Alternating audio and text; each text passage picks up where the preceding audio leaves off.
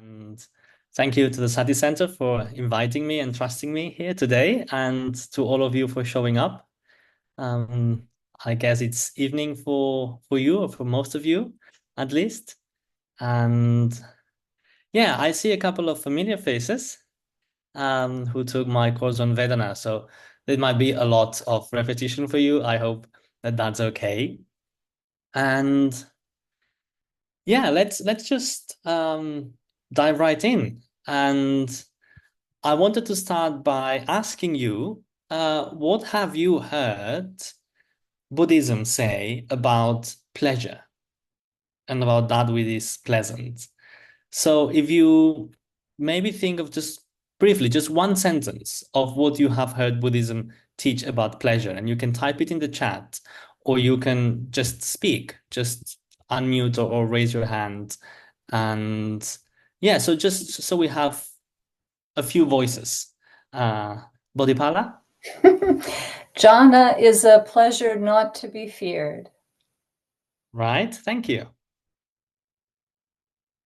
Lean into pleasure, Kurt. Okay. Joy is one of the seven factors of enlightenment. Reaches nothing about pleasure. Not much. Yeah. Which is a bit of an omission, right? It's a big part of life.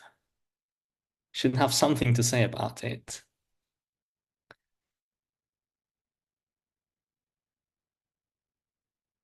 Avoid sensual pleasure. It is a hindrance. The Dhammapada says laughter is bad. Yeah, it also says monastics should not tickle each other and play in the water. Well, that's in the Vinaya, but impermanent. Yeah. Which is an interesting reflection. What is the problem with something being impermanent? Is a piece of music less valuable because it finishes? It ends. Okay. Thank you. So I'd like to, oh, there's another one. Pleasure is present, attachment is optional. Okay, great one. So just to read a few sentences from the blurb of this event. So I said that the widespread idea that Buddhism is against pleasure is a misunderstanding. That actually early Buddhism, at least, is built on our natural tendency to avoid the painful and seek the pleasant, but in a way that harnesses it for the sake of liberation. And that we can see early Buddhism as a form of what I call refined hedonism. And yeah, so I would just wanted to speak a little bit about that. I think if you look at the early texts, although it's easy to find a lot of criticism of sensual pleasures or sensual desires because it's usually the word there is kama chanda or kama sukha, which is sometimes translated as desire rather than pleasure. It's a bit of an ambiguous term, whether kama refers to something feeling good or your relationship of desire towards it. But I would say early Buddhism is all for feeling good. In fact, nirvana is called the greatest sukha, the greatest pleasure. It has criticisms of desire and of pursuing certain things, certain pleasant things. But I think it's important to distinguish desire and pleasure. Sometimes we don't make that distinction. But pleasure is, as one of the comments in the chat said, pleasure is something present that feels good. Desire usually is wanting something pleasant that is not here now. And very interestingly, in the Abhidharma, desire is considered a form of aversion. Greed is something that's pleasant now, and you want it to continue. You want it to increase. You want more of it. But to desire something pleasant that is not here is interpreted in that literature as a form of rejection of the present moment. Is I don't like this, I want something else. So I find that quite interesting. So we hear a lot about the underlying tendencies and trying to counter them. trying to not always want more of what's pleasant and reject what is unpleasant. And that's part of the path. But at the same time, I said that early Buddhism is built on those tendencies, but it uses them not for reactivity, but for liberation. And some of the ways it does that is trying to sublimate our natural turning away of the unpleasant into letting go, using that energy, but with the right objects to let go. And to, I could even say, hijack our natural pursuit of what feels good in order to cultivate what is skillful. Because what is skillful, it is said at least, brings well-being. So the problem is less this approach avoidance behavior per se. The problem is having a distorted view or an unrealistic view of what actually brings well-being and what brings suffering. But when something does bring well-being, go for it. So the Buddha discourages to seek sensory pleasure because in the Buddha's view, it's actually not that pleasant. The argument is never that pleasure is wrong. The argument that you find in the text is that it's not actually pleasant. If it were pleasant, go for it. The reason we shouldn't go for it is that it's not actually pleasant. At least that's the Buddha's view in the texts.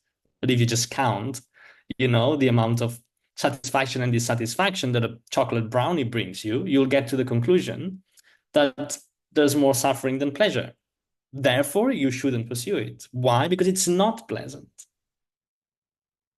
So that is built on the tendency you should not go for what's unpleasant and you should go for what's pleasant. You can disagree with the Buddha about chocolate brownies. I mean, chocolate brownies are not in the suttas. But at least that's the Buddha's argument. So just to get clear on what the problem is. So it is a form of refined hedonism. And I said that this perspective, these teachings on pleasure, can balance approaches to the Dharma practice that are excessively rationalist and cold, unemotional, or teachings that can double down on our tendency to focus on what's suffering and what's negative. So what I'm going to offer today, it's not to deny teachings on dukkha. It's just a complementary approach for the sake of balance. If we want equanimity, in a way, in a balanced view, and we have a tendency, as some of us do, to focus on what's wrong, in order to achieve that balance, we will have to focus on what's right and what's nice.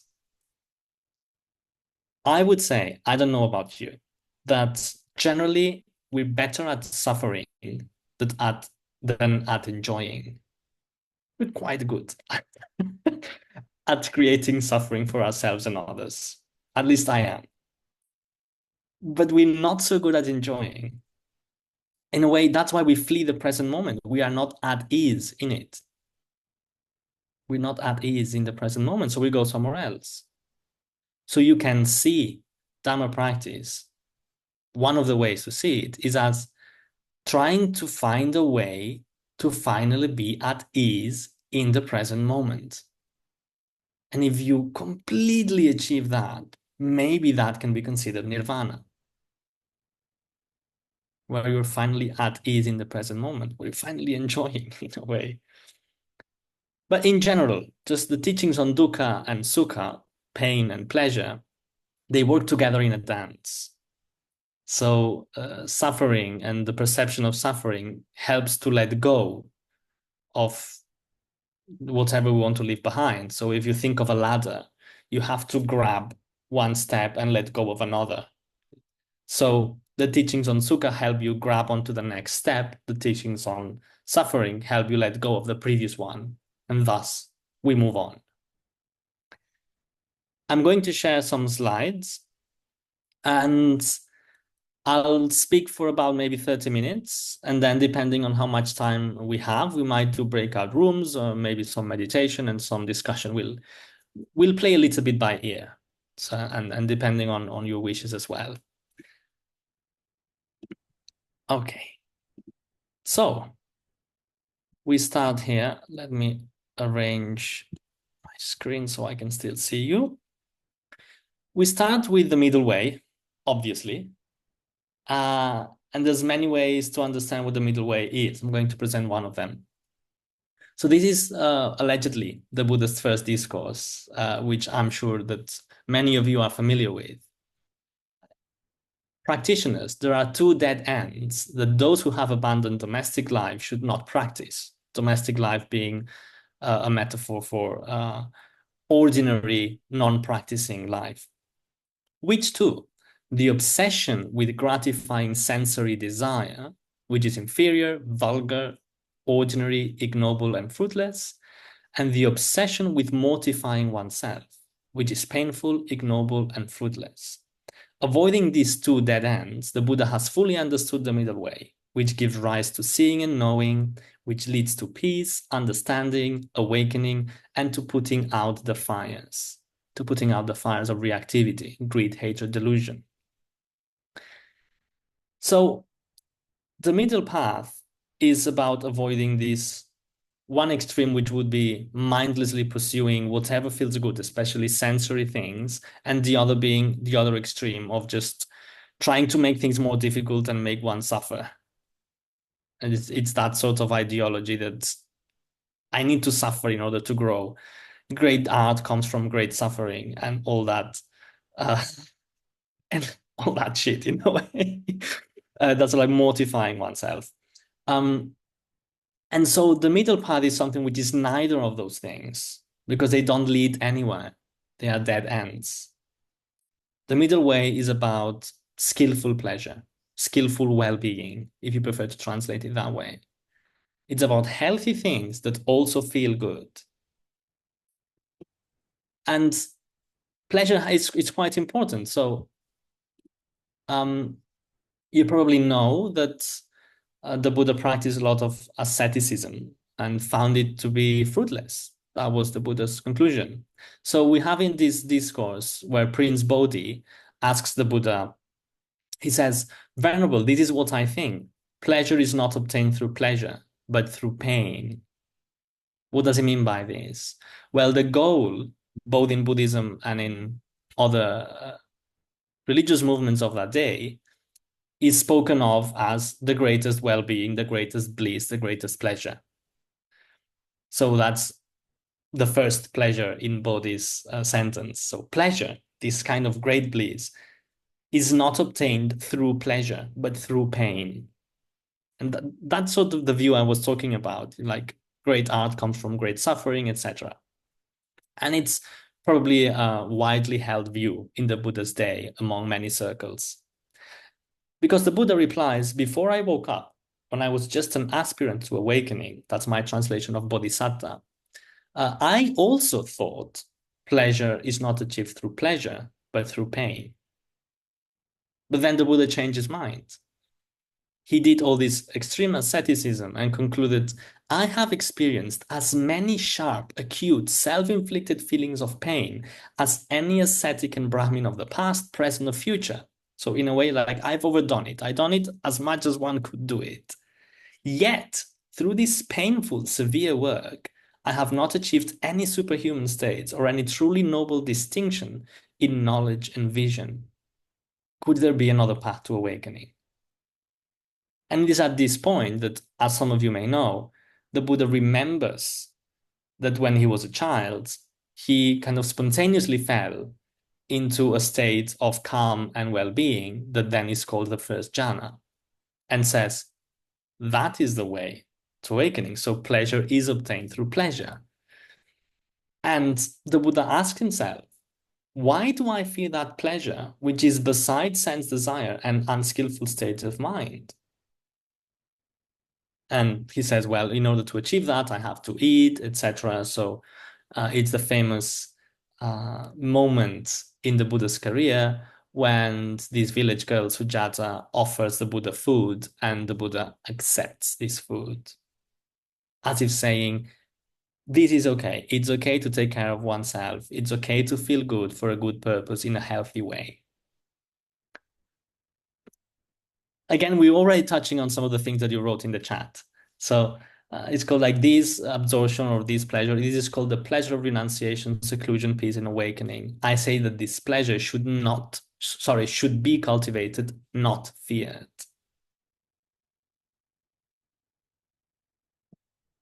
And again, I was saying at the beginning that, if we see Buddhism as a form of refined hedonism, that the point is pleasure, and the problem with sensory pleasures is that they're not actually that pleasant. So here is a little bit of a competition between the Buddha and King Bimbisara of Magadha. Um, so again, on this theme from a different discourse, where someone is questioning the Buddha, is pleasure to be obtained through pleasure, really, and not through pain? And they say to the Buddha, if pleasure were achieved through pleasure, then King Bimbisara of Magadha would achieve pleasure, would achieve this greatest bliss, this liberation, for he lives in greater pleasure than the venerable Gautama. And the Buddha replies, the Jains have truly spoken rashly without thinking. Do you think that King Bimbisara can live experiencing absolute pleasure without moving his body or uttering a word for 7 days and nights? No, friend. And the Buddha says, I can, showing off a bit. In that case, who do you think lives in greater pleasure, King Bimbisara or me? So what is the Buddha saying here? Is like, I'm able to experience pleasure without doing a thing for 7 days straight. This is better than a chocolate brownie. It's more pleasant.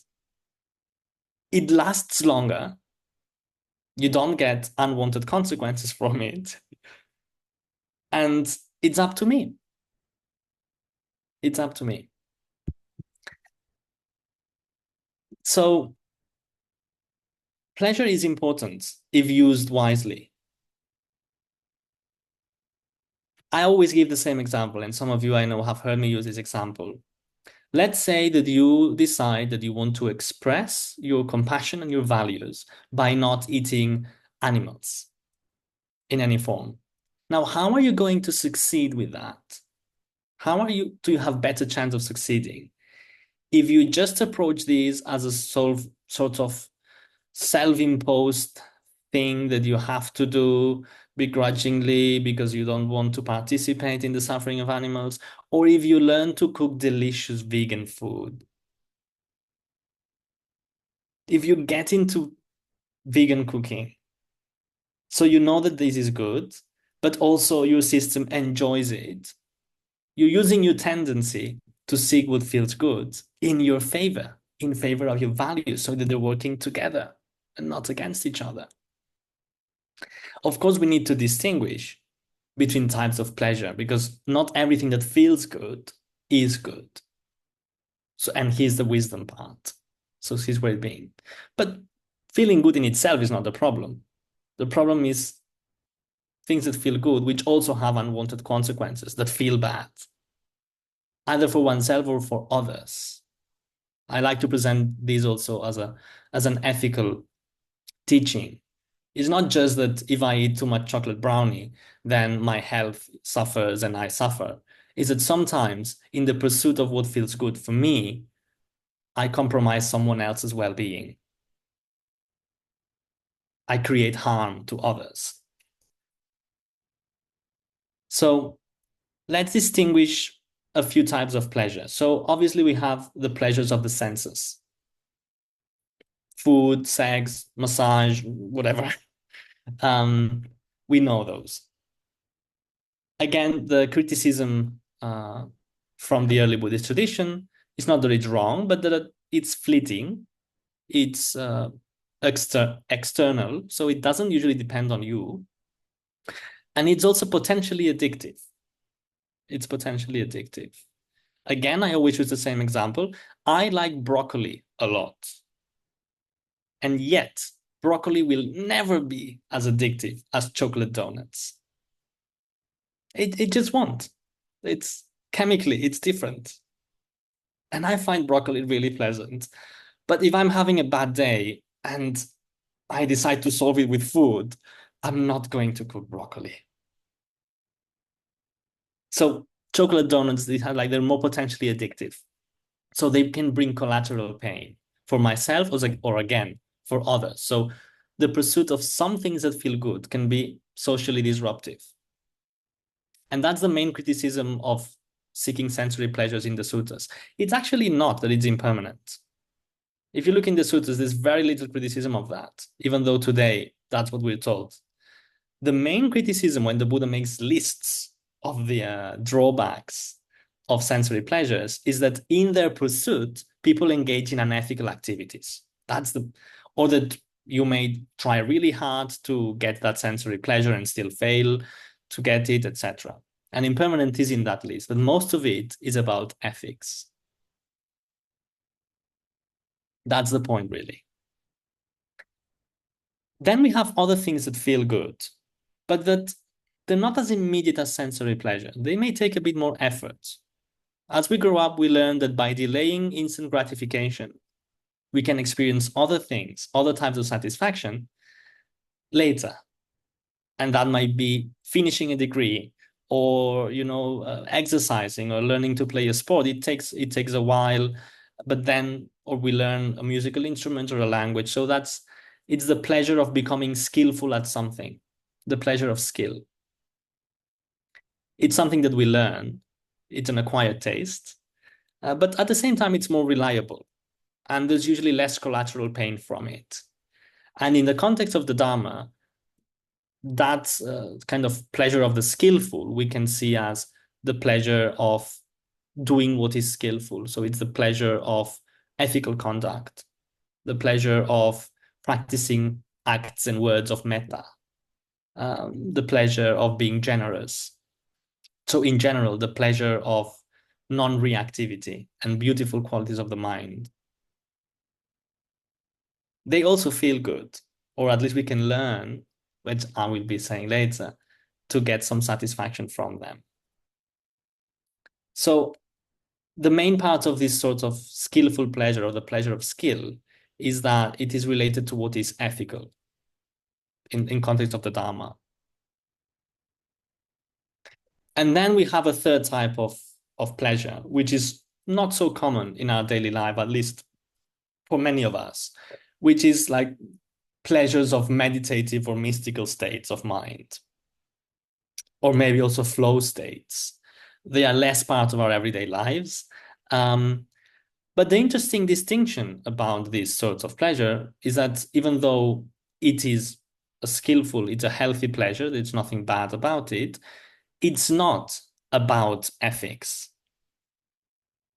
Floating in a nice state is a healthy thing. It's not unethical.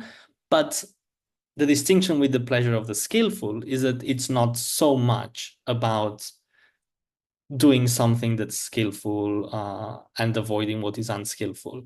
And I'll make that distinction a bit clearer later.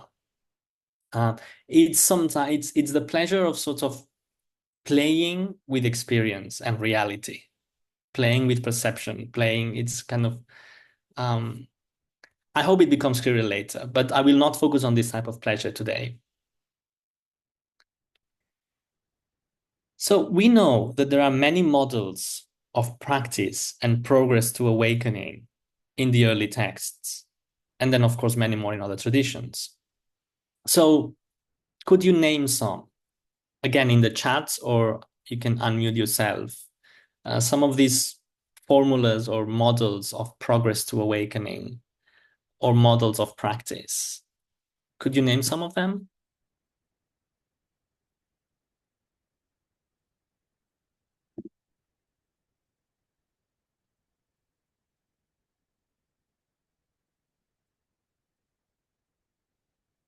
There's the gradual training. I'll be talking a lot about it. Yeah.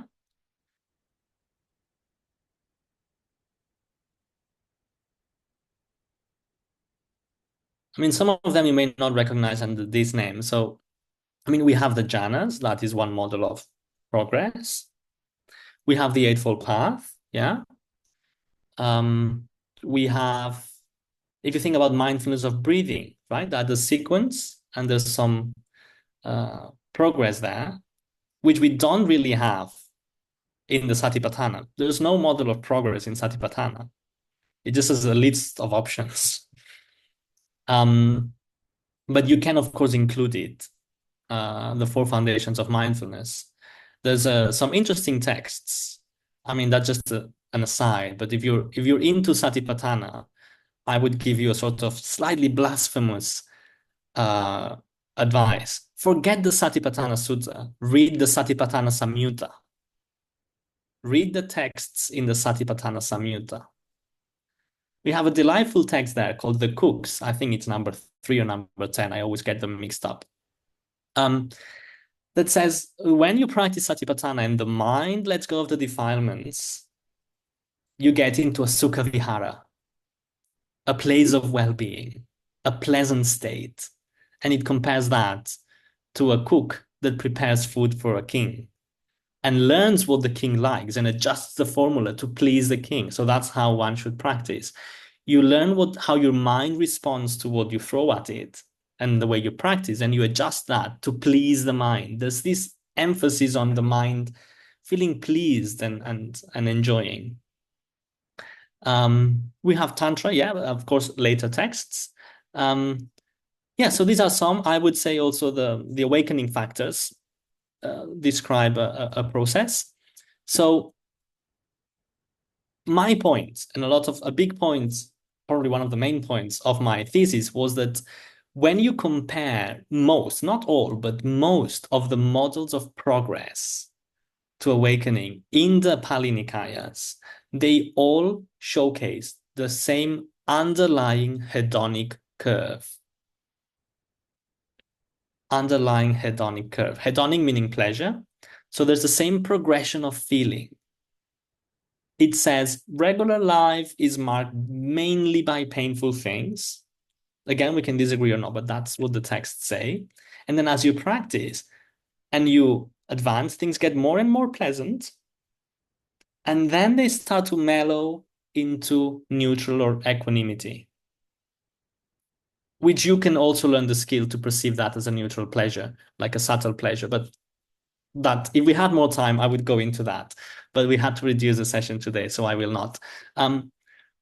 But we find a lot of common elements in all these models. And I'm sorry, this is going to look technical and maybe it is a little bit, I don't know your background, but um, just a little bit of technicism here. I'm sorry for all the Pali.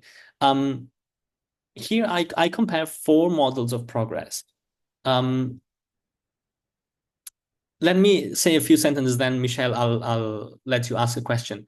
The gladness formula is something that appears in many texts, and it goes like when one is glad, there is joy in the mind. When there is joy in the mind, the body comes down. When the body comes down, there is well-being, and when there is well-being, the mind becomes collected or concentrated.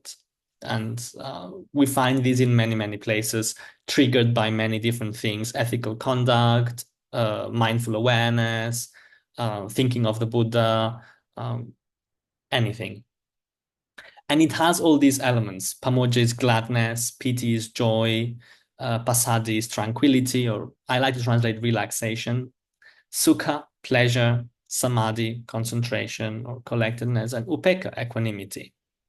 Now, if we look at the bojjhangas, the awakening factors, we find lots of them. We have there's also piti, joy, there's also passaddhi, relaxation, there's also samadhi, concentration, there's also upekkha at the end, and in the same order. And in a few instances, there's actually sukha as well. So we get almost the same. If you think of jhana, the 4 jhanas, they're described as having piti and sukha, joy and pleasure. And in the second one, samadhi appears, concentration. Then later, piti and sukha kind of go. And in the third one, and fully in the 4th jhana, we get equanimity. So again, a lot of commonality. And even in anapanasati, mindfulness of breathing, step 5 is to breathe in while experiencing joy, breathe out while experiencing joy. Step 6, breathe in while experiencing sukha, pleasure, breathe out while experiencing sukha. And then later on, we get samadhi, and we sort of get equanimity, upekkha, but a little bit more indirectly. We don't need to go into details here. I just wanted to show you how much of an overlap there is. And the things that are most consistent here, besides samadhi, are feelings, feeling tones, piti, sukha, upekkha. joy, pleasure, and then equanimity. Another way to visualize this um, is that, as I was saying, the text said ordinary existence is marked by unpleasant feeling tone, unpleasant feeling, and then in spiritual training, it goes up, and then it kind of mellows down into equanimity. Okay. Michelle, you had a question or clarification? No, I'm sorry. I hit the wrong button and it raised my. Oh, okay. I'm sorry. Okay. No problem. Um, so there is an order here of how things, according to the text, are supposed to feel, and there is a logic to it. So I would say that the Buddha in those texts is presenting or is proposing a hedonic training, a training in pleasure, a training in enjoyment.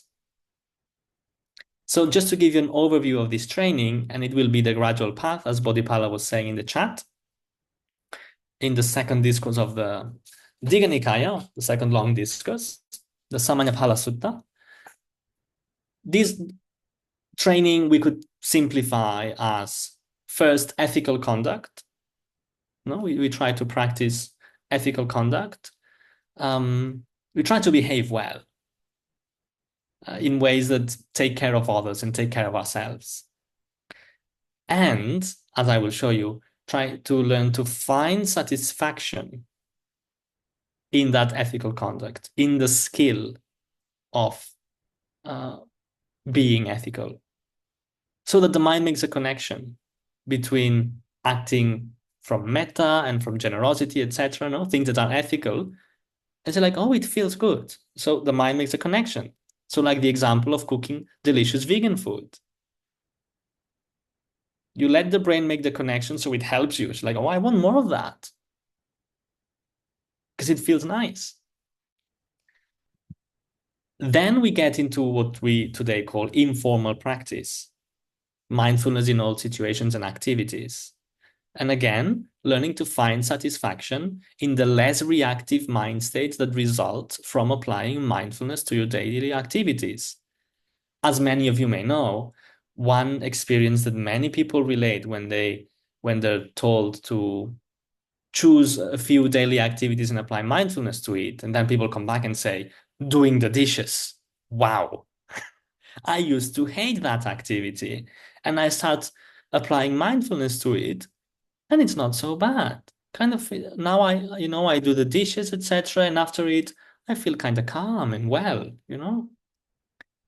Feels good. Again, we make the connection. And then at the end of the gradual path, we get into what we today call formal meditation. Today we do that the other way around. You see, that's quite interesting. We start learning formal meditation, then we do practice in daily life, and then just hope that this will kind of trickle down into our behavior, ethical behavior. In the text, it's the other way around. So that when you come to the cushion, you have been training your reactivity for quite some time, and you already kind of just sit on something that has some momentum, and you can start just to bathe in the nice feelings that come from having a less reactive mind or a completely non-reactive mind, and just amplify that well-being and pleasure.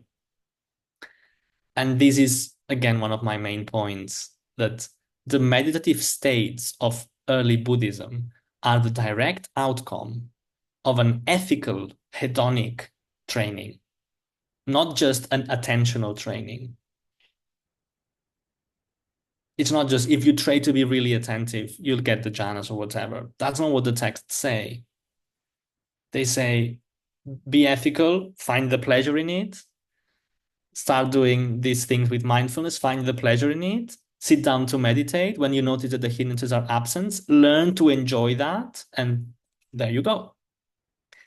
So let's start with ethical conduct. We'll go through the gradual training now. And I want to do that with an example from a Netflix show, which if you haven't watched it yet, I highly recommend this show. It's called The Good Place. So this is no spoilers. I mean, what I'm going to say really is basically in the trailer to the series. Uh, the main idea in the series is that a bunch of people just die and go to a sort of heaven. And the main character is the Eleanor, this character here, who was a very, let's say, trashy person on Earth. uh, Never did anything for anyone, was very selfish, treated people like shit. And then she starts realizing that that's no way to lead your life. And there's a moment where she has a moral epiphany. And the moral epiphany is when she realizes, because she's trying to be a better person on this sort of heaven, she realizes that whenever she did something bad, something unkind, there was a little voice in her head saying, you know, you shouldn't do this. You're better than this. There was this nagging voice of conscience. And then she realizes that as she's been trying to be better and make progress, that voice is gone. So what she realizes is the absence of something that was there and the relief it brings. It's like, I didn't even realize that voice was there all the time. But now that it's gone, ah. So I find that a very good example of the way that the early Buddhist texts talk about the pleasure of acting ethically. And it's the pleasure, what they say, as lack of regret, lack of remorse. That you act in a way that, to the best of your knowledge, you know is good for yourself and others. And so you don't have that sort of feeling that you know that you did something wrong, etc. And you enjoy that absence. Here's a few quotes. They call this type of ethical pleasure impeccable pleasure. That's my translation of it. I'm not 100% happy with it, but just as a consecrated king who has defeated his adversaries would see fear nowhere regarding his enemies, so a practitioner endowed with moral conduct sees fear nowhere regarding their moral restraint. Endowed with this noble set of moral conduct, they feel an impeccable pleasure within. So it's coming from not having to fear the consequences of that. A noble disciple has impeccable conduct of body, speech, and mind. Thinking, I have impeccable conduct of body, speech, and mind, they obtain pleasure and happiness. This is called impeccable pleasure. And the last one, it will get to the gladness formula as I was talking. It says, the point and the benefit of skillful conduct is lack of remorse. The point and the benefit of lack of remorse is gladness. The point and the benefit of gladness is joy. And then we go to relaxation, pleasure, blah, blah, blah, until equanimity. So this is telling us what is needed to obtain this type of well-being that the text call impeccable pleasure. So the satisfaction of acting well, of behaving well. And it needs some ingredients. And here's a summary of those ingredients. So it's a form of self-reflective awareness. I mean, if we go back, here it says, thinking I have impeccable conduct of body, speech, and mind. So there's a reflective awareness. Impeccable conduct might sound like a very ambitious claim. But the point is, that's why I choose as an example the label cruelty-free.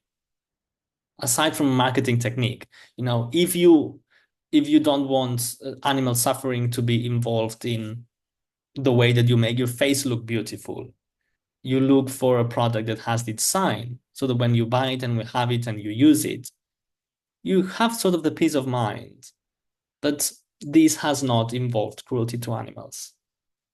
Doesn't mean it's perfect, and there may still be plastic in it, etc. But the point is, there's a conscious knowing. It's not just that you use it mindlessly. So in order to find this satisfaction of acting ethically, first you need attentional training. Of course, you need to be aware of what you're doing. And if we had time, I would do an exercise that we will not have time probably, which is to make you think of a small act of kindness that you have performed today. And that may not be obvious at first. May have held the door for someone, may have given someone a glass of water, may just have listened to someone, but we're not registering that mindfully as an act of empathy or care, etc. So you're missing out on some joy there. So first you need to be attentive. Of course, you need to know, to have the concept or even the conscious thought that this is a nice thing to do. If you thought that holding the door for someone is a bad thing, just as an example, because it's patriarchal or whatever, you will not be enjoying it.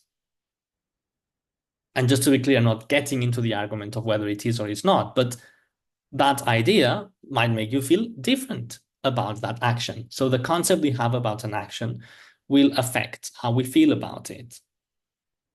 So you have to do something nice. You have to be present for it. You have to have the concept that this is a nice thing to do, which of course begs the danger that you might be wrong, but that's why we train in discernment and wisdom. And then you also have to train tuning into the hedonic aspect of that experience, tuning into the feeling tone, into the Vedana, as it's called. So it's a practice. It's a practice. As I said, we are generally very bad at enjoying. This is a practice. And then this last element is quite important. The absence of remorse. It's very difficult to notice what's absent, but it's a crucial aspect of the practice. I mean, right now, are you irritable? I'm really asking. Some of you might be getting irritated with me. Are you irritable? No? Someone a little bit? Were you noticing before I asked that the mind was free of irritability? Probably not. If you are irritable, you notice the presence of that. Oh, I'm getting irritable. If you're not irritable, you don't think, oh, I'm not irritable. Oh, wow, amazing. We generally don't. So then there's the absence, in that case, of remorse or the knowledge that you do something that it's harmful for yourself or others. So here we have our first absence that we are told we should learn to enjoy, to derive satisfaction from the absence of remorse or the absence of unethical consequences. Again, this is about ethics.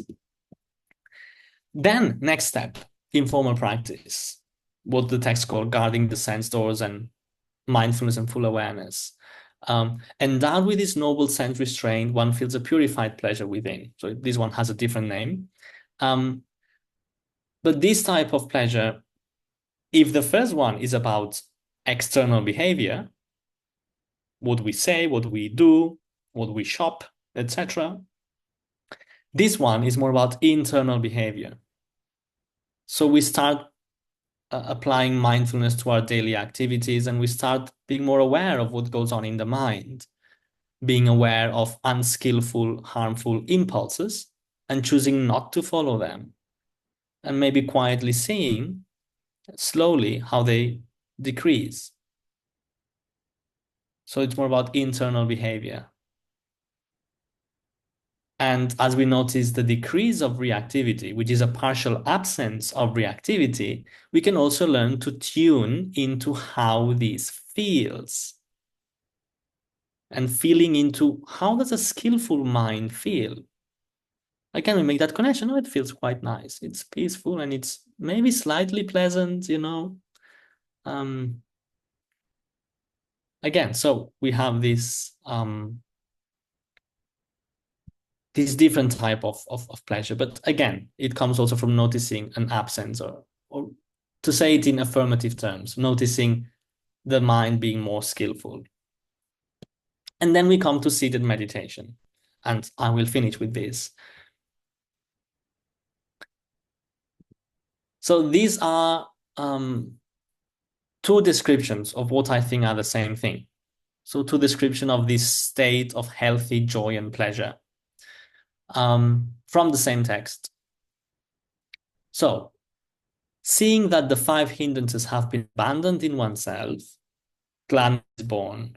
When one is glad, joy is born. When the mind is joyful, the body relaxes. With a relaxed body, one feels pleasure. When one feels pleasure, the mind becomes collected. This is what I called the gladness formula earlier. There's a bit in orange. It's in orange for a reason. Seeing that the five hindrances have been abandoned in oneself. If I don't remember wrongly, I think the verb there is samanupassati. So it's a sort of conscious recognition. Oh, the five hindrances are not active now. They might not be gone forever, but right now, as I was asking you just seconds ago, oh, irritability is absent right now. It's inactive. And seeing that, gladness is born. Joy, relaxation, pleasure, and concentration. Second paragraph is the usual formula for the first jhana. Quite withdrawn from sense desires, withdrawn from unskillful qualities, they enter and dwell in the first jhana, which is the joy and pleasure born of withdrawal from unskillful qualities, with thinking and reflection. They feel, drench, pervade their body with the joy and pleasure born of withdrawal, so that no part of the entire body is unpervaded with the joy and pleasure born of withdrawal. This describes a much fuller experience of well-being. But what are the bits in orange? The bits in orange are, where is that satisfaction derived from? Where is it coming from? It's coming from this conscious awareness of the absence of the five hindrances or unskillful qualities in general. That's where the pleasure comes from. So it's still about ethics. This is not the pleasure of concentration. This pleasure comes from noticing that the mind is not reactive.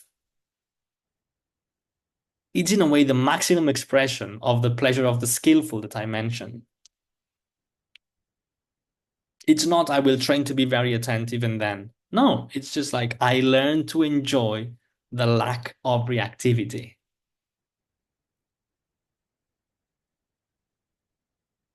So it's enjoying the absence of unethical or unskillful qualities in the mind. Now, a quick question for you. Is thinking, because this one still has thinking and reflection, this stage in development, this meditative state. Is thinking skillful or unskillful? Is it beneficial or harmful? Is it ethical or unethical? Any opinions?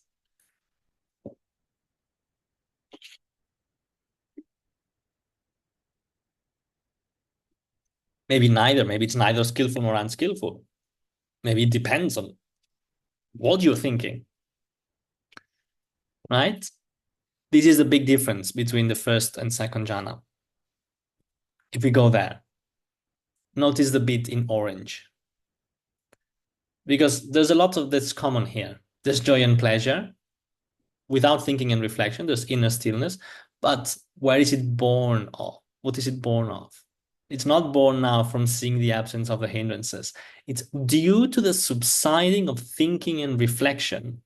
They enter and dwell in the second jhana, which is the joy and pleasure born of collectedness. By definition, in collectedness, in this samadhi, there is no thinking and reflection. So as thinking and reflection disappear, kind of concentration or samadhi, however you want to translate it, increases. And again, they feel, drench, and pervade the whole body with it. This is a different type of pleasure. It's born from the absence of thinking and reflection. So again, it's born from noticing an absence. But whereas before, this was the absence of unethical qualities or unskillful qualities of mind, this now comes from the absence of something that is not in itself skillful or unskillful. But still, thinking and reflection can bring some agitation to the mind, so their disappearance can be experienced as quite pleasant. But it's a crucial distinction here. This comes from the disappearance of something that has no moral valence. in itself. And so to me, that's a different type of pleasure. It's not the pleasure of the skillful. It's not about what's ethical, even though this state is quite ethical. But this pleasure comes from what I would say being playful with experience.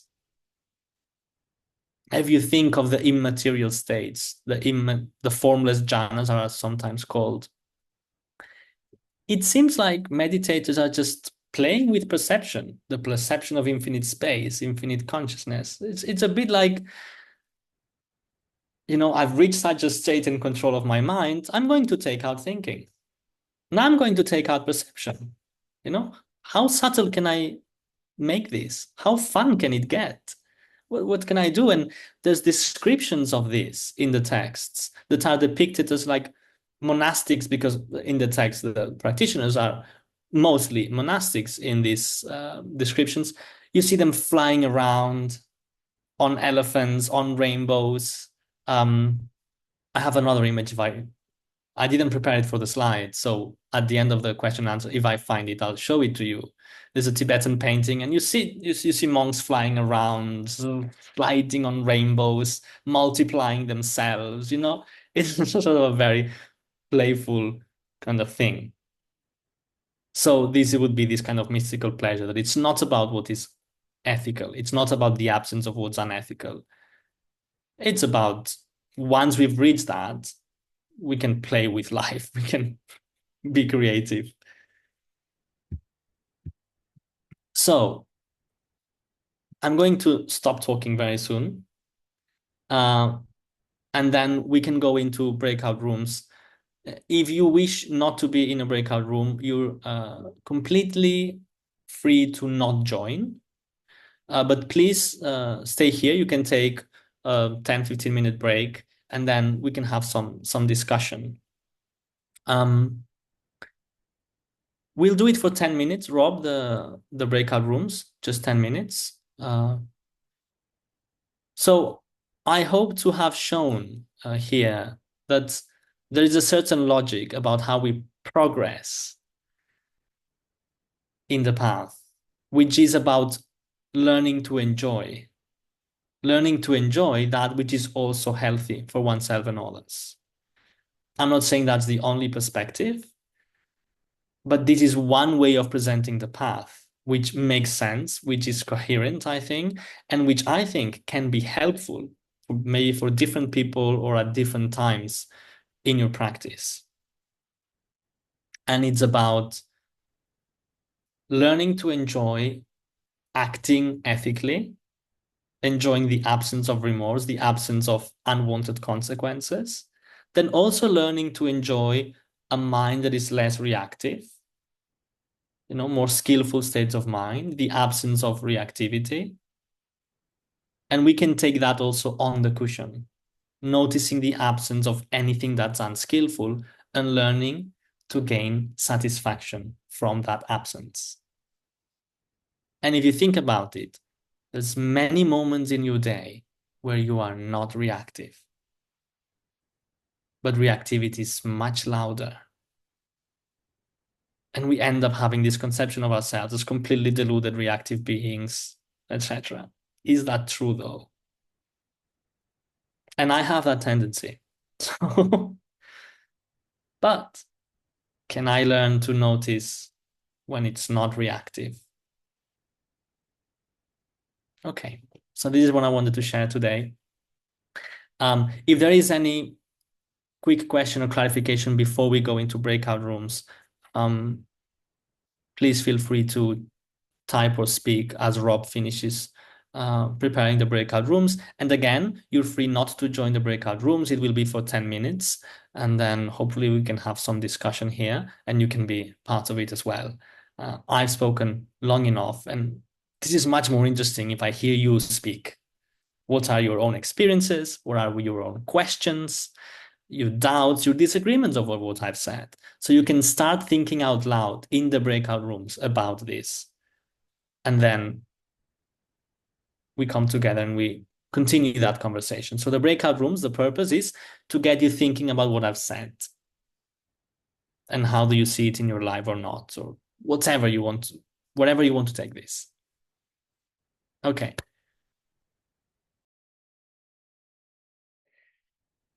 Yeah. So smiling face is always a good sign after breakout rooms.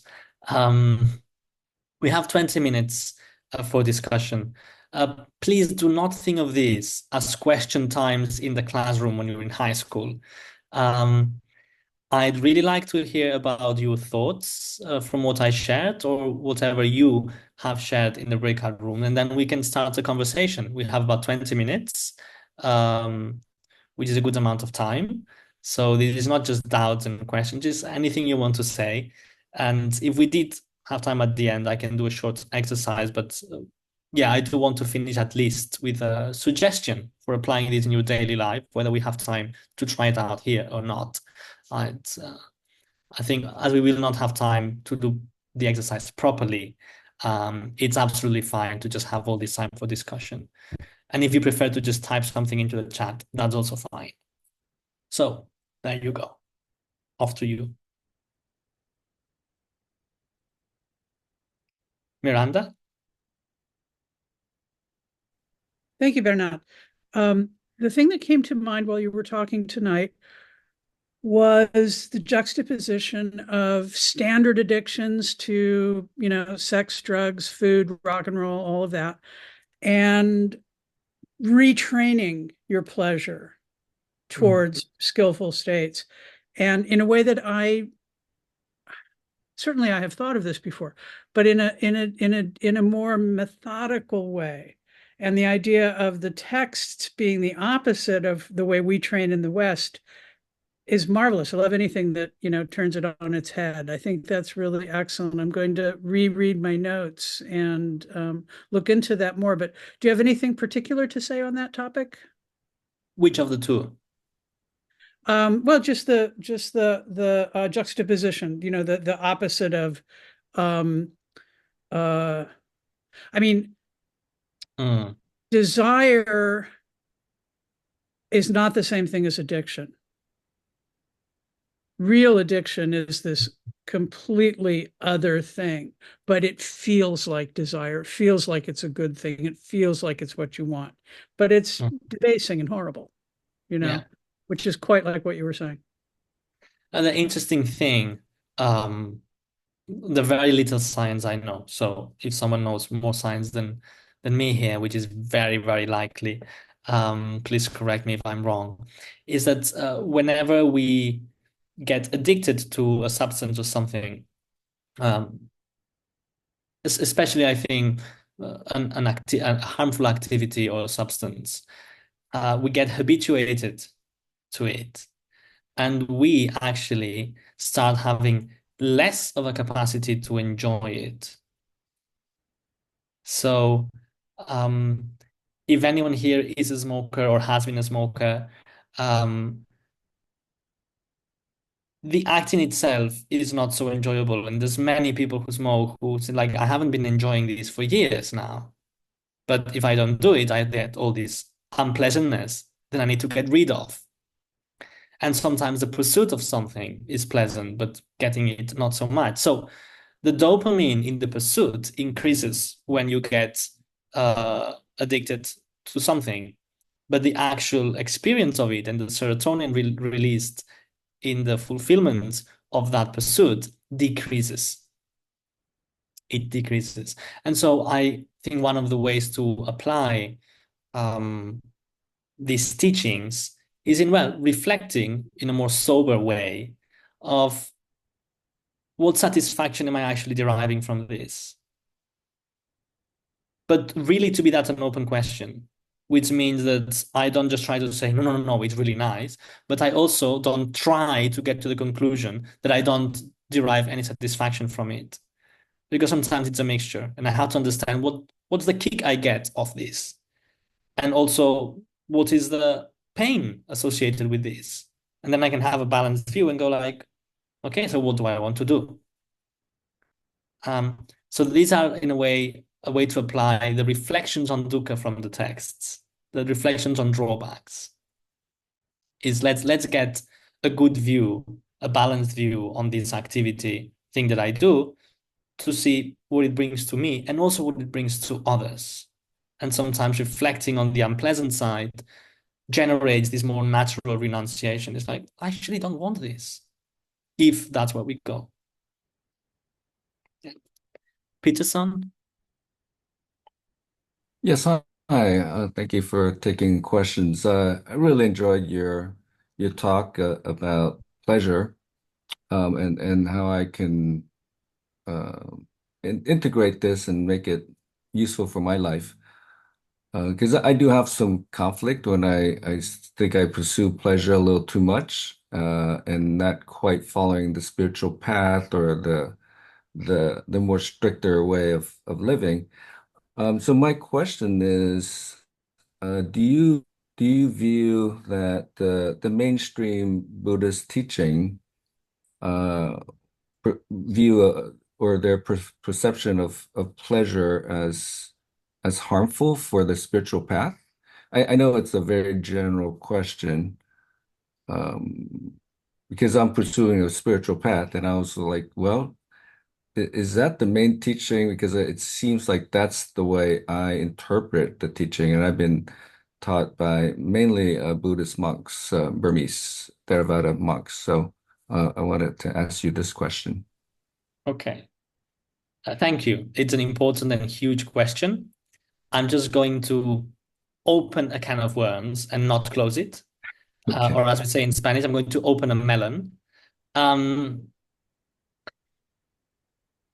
there's two, I don't know if I should call it problems. There's two problems with contemporary Buddhism, especially the insight meditation tradition. First one, and I emphasize, I'm not going to close this can of worms, is it's basically trying to apply monastic teachings to lay people. And that's a huge tension a lot of people do not recognize.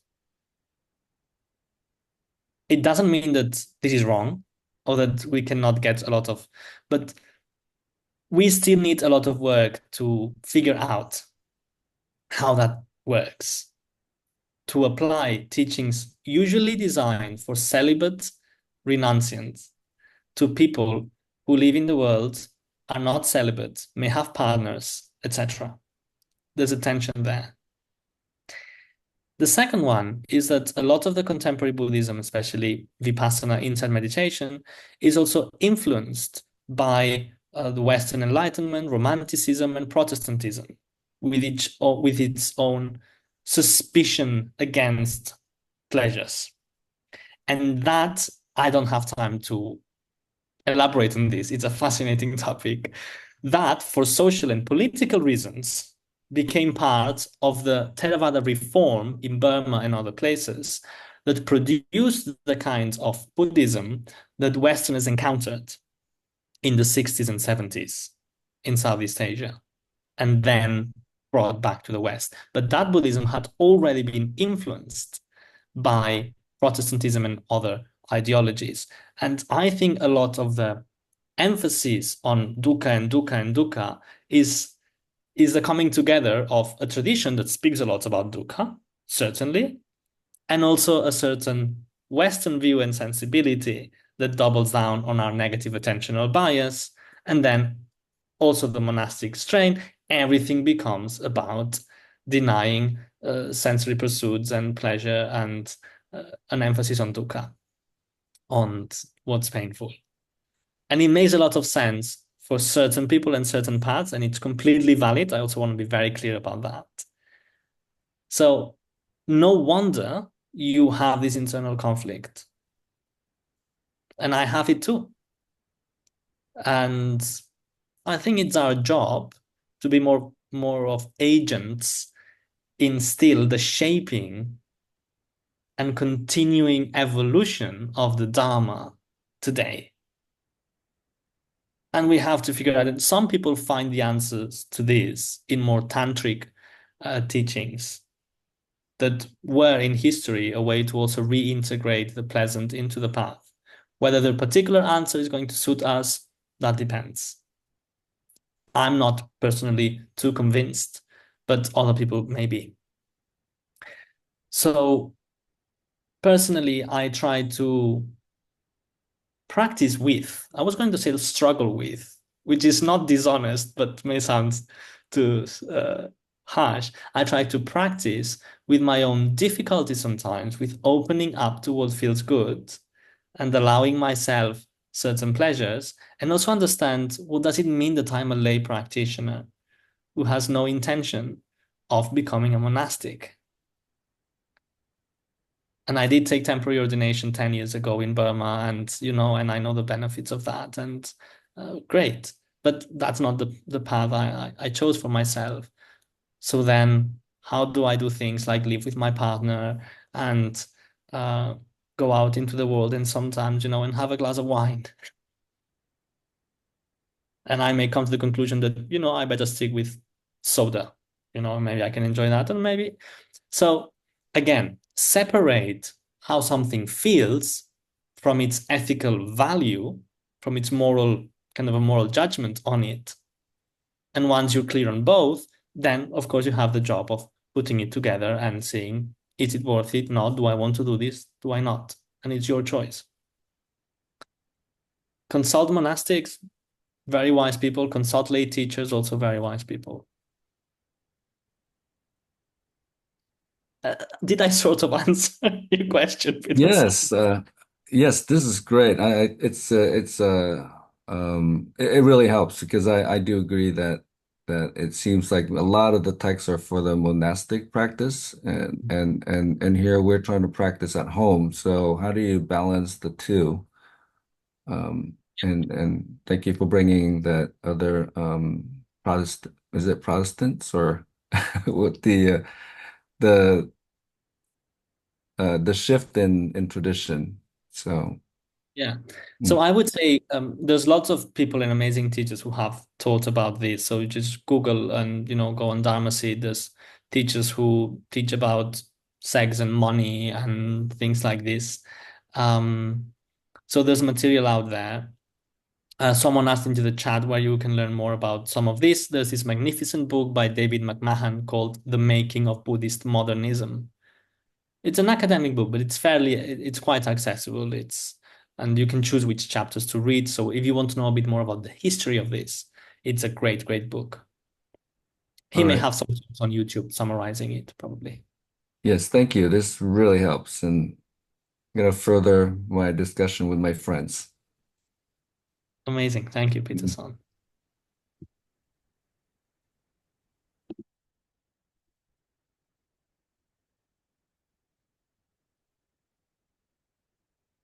So what else did you discuss in your breakout rooms, Wayne? Well, this kind of more relates to what you just said, which I live at a retreat center, and we go from I'm what's called a resident volunteer. So there's like 6 or 7 of us that live here all the time and go through the experience of, like, right now there's a retreat going on with 45 people, and when I walk out, I'm actually not officially doing this retreat, but so but you have to be, when you silent and eating in silence.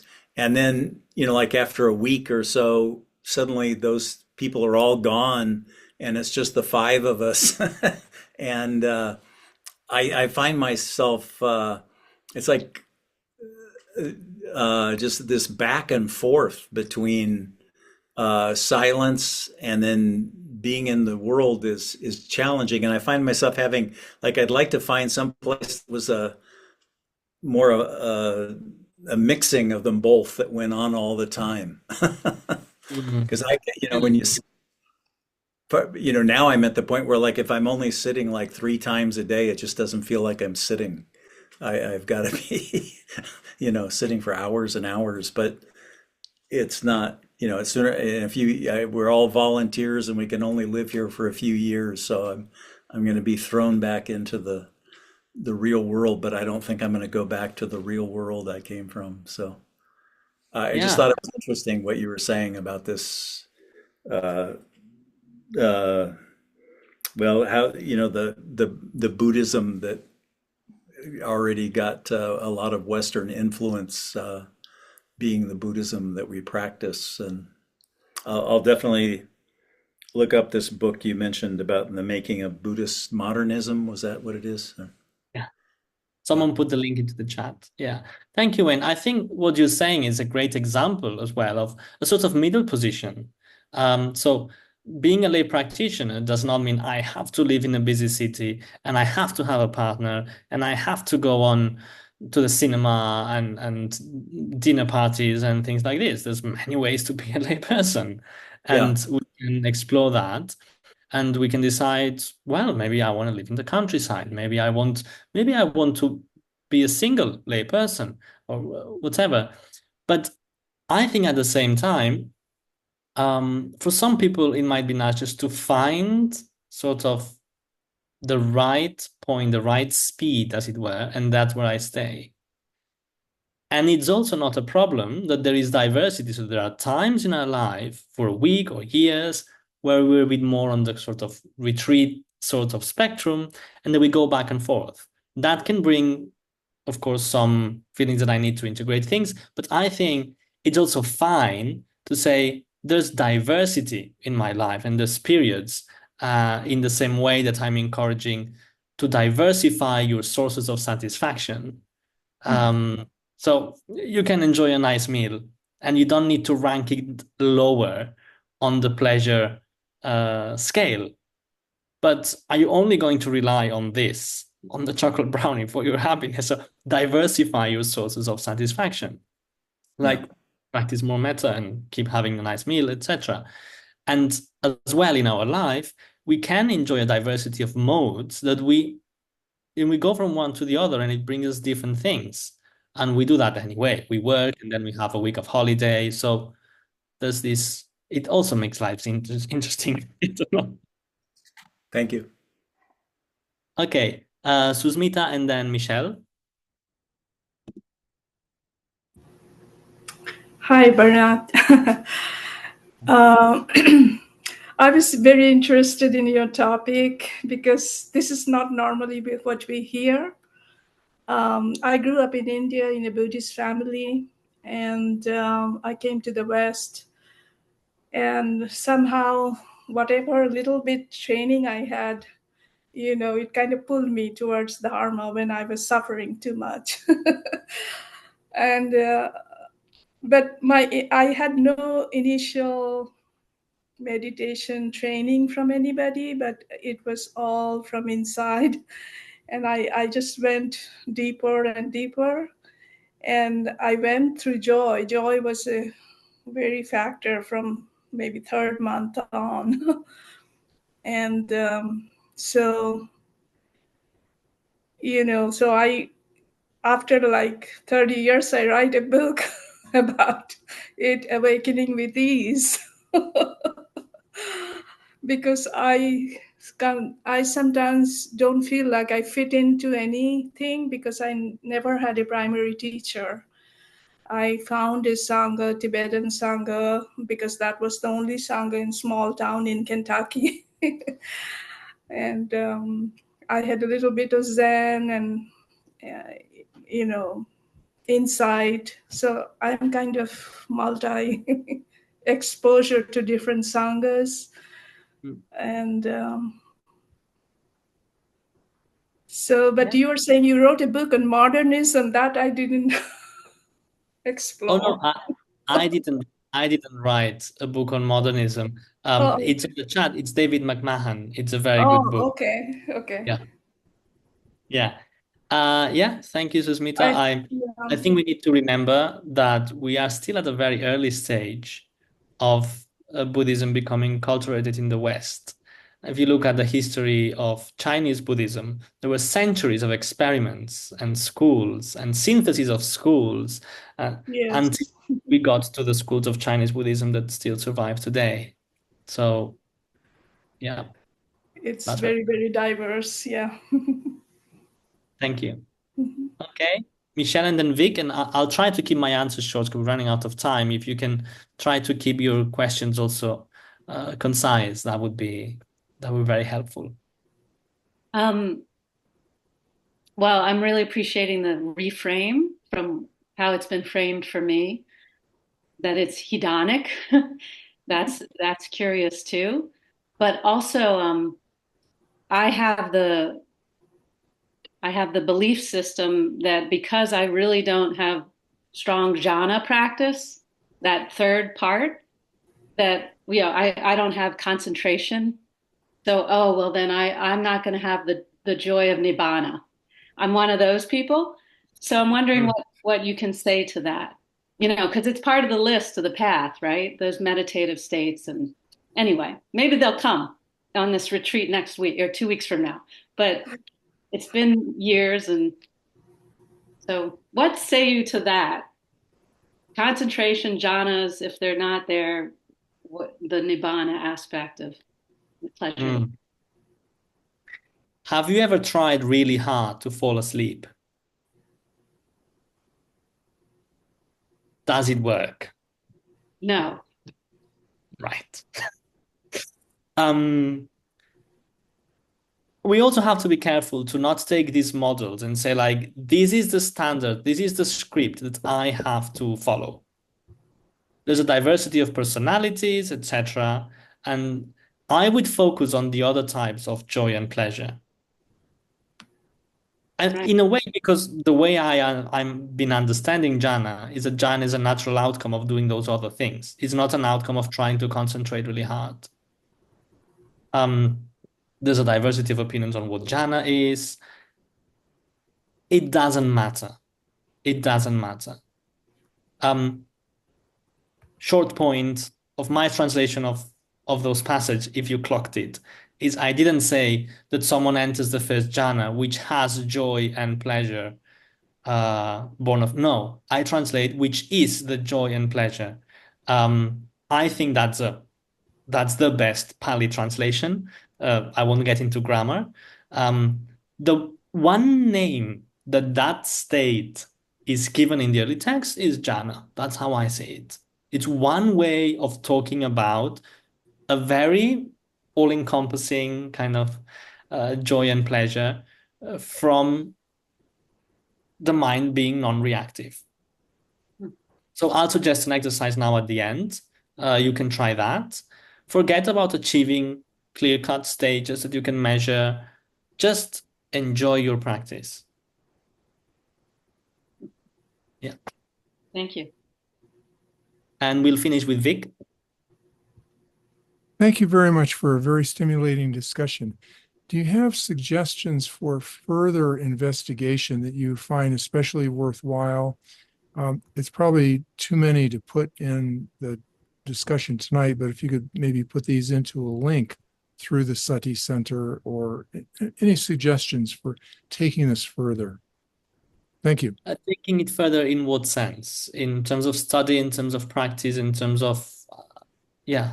Any, either one, any methods, or I know you gave 3 suttas, but if there's any resources that you rely on, especially that we might find especially worthwhile as we continue this.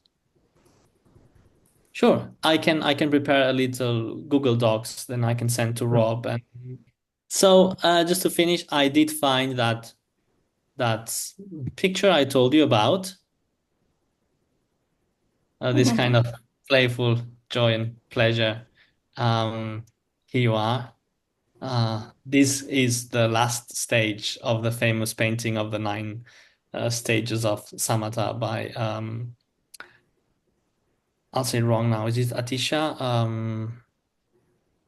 I might be sorry. The 9 stages of samatha. So there we go. And I want to finish with this suggestion for a practical exercise that you can incorporate in your formal practice. And it's just a suggestion for the first few minutes of the meditation. And it's in 3 easy steps. So after you sit down and you have a few breaths and relax the body, bring to mind, as I was asking you earlier, some good things that you've done that day or the day before. Doesn't need to be big things. if nothing comes to mind, you can also think of good things that other people have done that you've seen, or the good quality of someone. So gratitude, right? So first you bring examples, it's just a couple, 2 or 3 is okay. Secondly, just you can identify what is the main skillful quality in that action, yours or from someone else. Is it generosity? Is it patience? Is it compassion? And then just allow yourself to feel that. Not to force anything, but just breathe it in. It's like, let's say it's an act of generosity. So you remember it. Okay, there's generosity. Just tune into that sense of generosity. Kind of, and then how does it feel on the pleasure pain spectrum? Sort of just tuning into that dimension. You don't need to expect it to be huge or to be intense, and then after that, you just give it a couple of minutes. Just tune and really enjoy this sense of maybe appreciation for that act, yours or from someone else's. And then you just move on to your regular practice. As with anything, this is a training. So the same way that when you start maybe doing metta meditation, like loving kindness meditation, you might start judging yourself for not feeling this or that, or you might have a lot of a backlash of irritability and annoyance. That can happen as well. You may start measuring yourself. And remember, that is part of the practice. You continue with your intention. Bring up a good action that you've done. Doesn't need to be big, doesn't need to feel amazing. Identify them in quality and just tune into how it feels. Relax into it, move on. And I will tell you 2 things that happened to me when I started doing this practice. First is not the first day, but maybe the second or third day, I thought, I don't have any examples. I didn't do anything nice today. Can happen. You have 2 options. You can beat yourself up about it, the second dead end, mortifying yourself, or you can say, then maybe tomorrow I'll just do something so I have an example to bring up in my meditation. And second thing that happened to me once I had been doing this exercise for a bit is it really increased my capacity naturally to enjoy doing those things in my day-to-day life as I did them. So for a year, I lived in the mountains with a community, sort of in a hut in the middle of nowhere. And I usually, my job was, doing the dishes and the kitchen after lunch. And the exercise of learning to bring that to mind and enjoy it during the formal practice started to filter into everyday life. So as I was doing it, it's like, I'm doing something so nice. I'm contributing. And it was more minutes in that day that I had a nice time. And I was having a nice time out of an activity that was not self-centered, was not selfish, and was not harmful in any way. So if you want, just try to incorporate this at the beginning of your meditation. It's just a couple of minutes. That would be my suggestion. So thank you very much for your attention and your questions and your reflections. And